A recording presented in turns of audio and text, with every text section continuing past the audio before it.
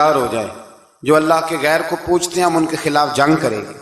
وہ جب لے کے گئے نا خط یہ حدود گیا تو وہ میٹنگ کر رہی تھی، اس کے وزیر مشیر سارے بیٹھے تھے، اس نے جا کے خط پھینک دیا ملکہ بلقیس کی جھولی میں۔ اس نے خط پڑھا تو ڈر گئی، وزیروں کو بلایا۔ حضرت سلیمان، قرآن کہتا ہے حضرت سلیمان نے کہا تھا خط پھینک کے نا تو سائڈ پہ ہو کے سننا، وہ کیا کہتے ہیں، بندوں کے لیے منع ہے، پرندوں کے لیے جائز ہے۔ بندوں کے لیے منع ہے سائڈ پہ ہو کے سننا، ہاں جس کی جاسوسی کی ڈیوٹی ہو، کفر کی جاسوسی کی، اس بندے کے لیے بھی جائز ہے۔ تو یہاں ایک تو وہ پرندے تھے، دوسرا کفر کی جاسوسی کر رہے تھے، سائڈ پہ ہو کے سننے لگے۔ تو ملکہ بلقیس کہنے لگی اب کیا کرنا ہے، یہ خط آیا ہے۔ تو وہ کہنے لگے ہم تیار ہیں، آپ حکم کریں، ہم لڑنے کو تیار ہیں، لڑیں گے۔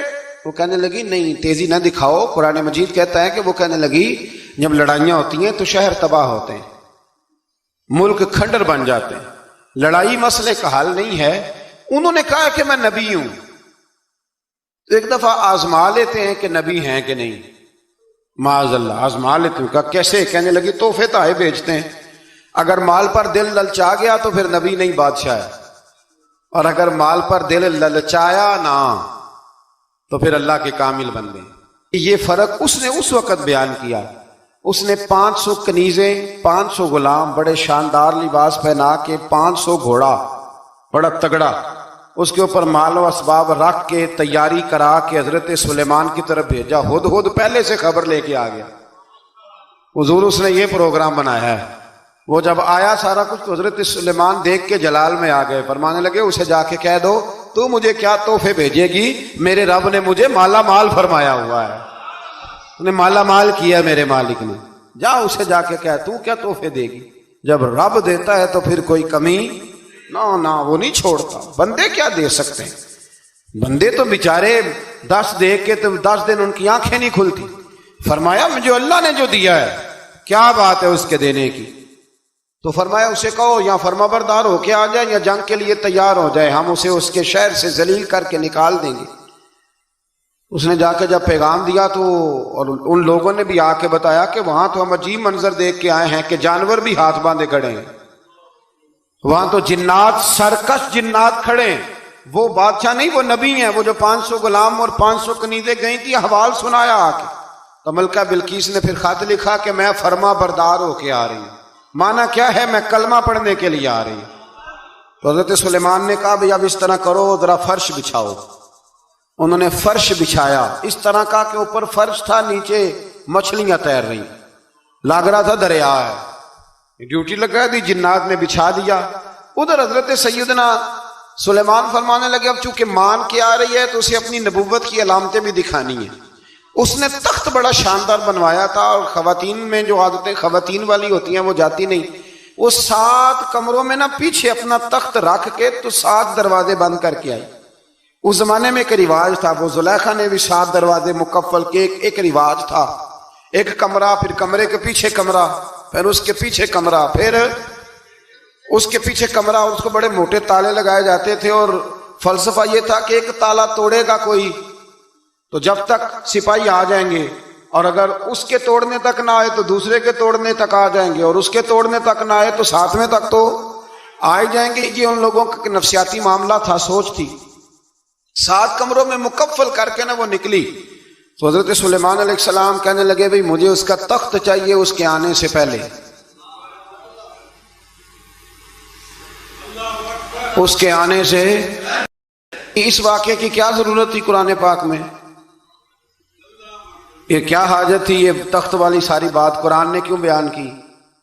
پوچھیں آپ اپنے دل سے بھی اور انکار کرنے والے منکرین سے بھی، اس کی کیا ضرورت تھی؟ وہ جو کہتے ہیں جی ولی کی کرامت کی کیا ضرورت ہے، سیدھی سیدھی نماز پڑھو، روزہ رکھو، حج کرو، زکوٰۃ دو، تو پوچھو ان سے ایک سورت نمل کے اندر اس ساری تفصیل کی کیا ضرورت تھی؟ ختم ہو گئی جب وہ کلمہ جو پڑھ رہی ہے، تو پھر اس سارے واقعے کو رب کیوں بیان فرماتا ہے؟ حضرت سیدنا سلیمان فرمانے لگے تخت چاہیے، اور چاہیے اس کے آنے سے پہلے۔ قال عفریت من الجن، جنوں میں سے ایک بہت بڑا جن بولا، کہنے لگا حضور آپ کا یہ تخت برخاست ہونے سے پہلے لے آؤں گا۔ یہ جو آپ میٹنگ کر رہے ہیں نا، یہ آپ فیصلے ختم، کچھ نے لکھا صبح سے شام تک میٹنگ ہوتی ہے، اور اس کو آنے میں پتہ نہیں کتنے دن لگیں گے. تو میں یہ برخاست ہونے سے پہلے، اور کچھ نے کہہ دیا آپ شرط کیوں لگاتے ہیں کہ صبح سے شام تک ہوتی. اس جن نے کہا دیا آپ 10 منٹ میں فارغ ہو جائیں، آپ فارغ ہوں گے تو تخت آ جائے گا.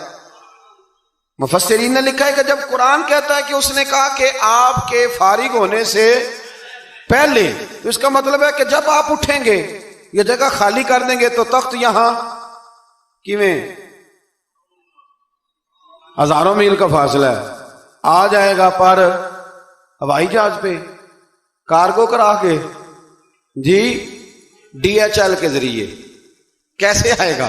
وہ آئے گا تو بس آئے گا. تو حضرت سلیمان کی تو بادشاہت تھی نا زمانے پہ، فرمانے لگے نہیں نہیں تو لیٹ ہے، تو لیٹ ہے، تو ہمیں جانتا ہی نہیں. ایٹ سٹ تے پکھڑا کوار گندل، اسی اور بھی بوٹیاں جاننے ہاں، یہ تو لیٹ ہے، ابھی ہماری طاقت اس سے زیادہ ہے. بڑی کمال بات لکھی ہے لکھنے والوں نے. ایک مفسر نے لکھا ہے کہ ابھی حضرت سلیمان نے غلاموں سے منگوایا ہے،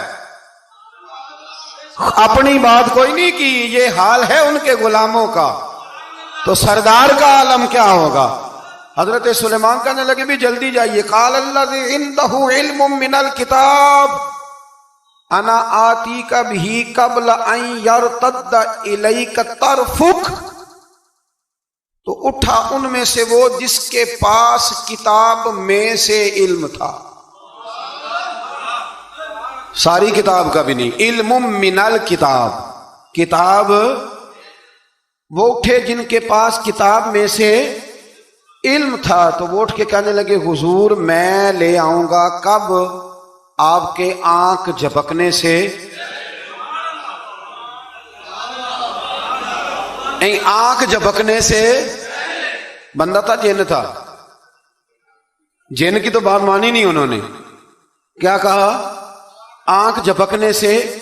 میں آنکھ جھپکنے سے پہلے لے آؤں گا. تو حضرت سلیمان کہنے لگے تو ٹھیک ہے چل لا پھر، لا پھر. آنکھ جھپکنے سے پھر وہ تخت آ گیا.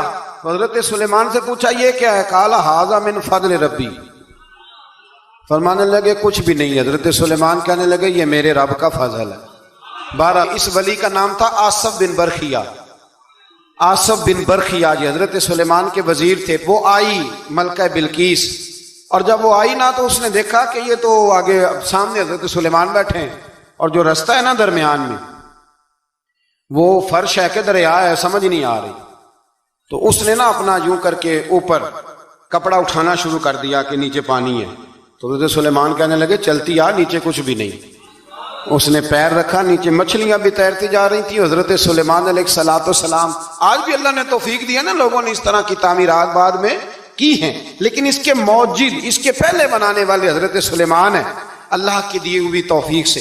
تو وہ ملکہ آپ کے پاس آئی، پھر وہ آپ کی فرما بردار ہو گئی. اور بعد مفسرین نے یہ لکھا ہے کہ اس نے جب کلمہ پڑھا تو پھر اس کا نکاح بھی حضرت سلیمان سے ہوا. یہ بھی بعض لوگوں نے لکھا ہے. تو اس سارے واقعے کو قرآن مجید نے بیان فرمایا ہے.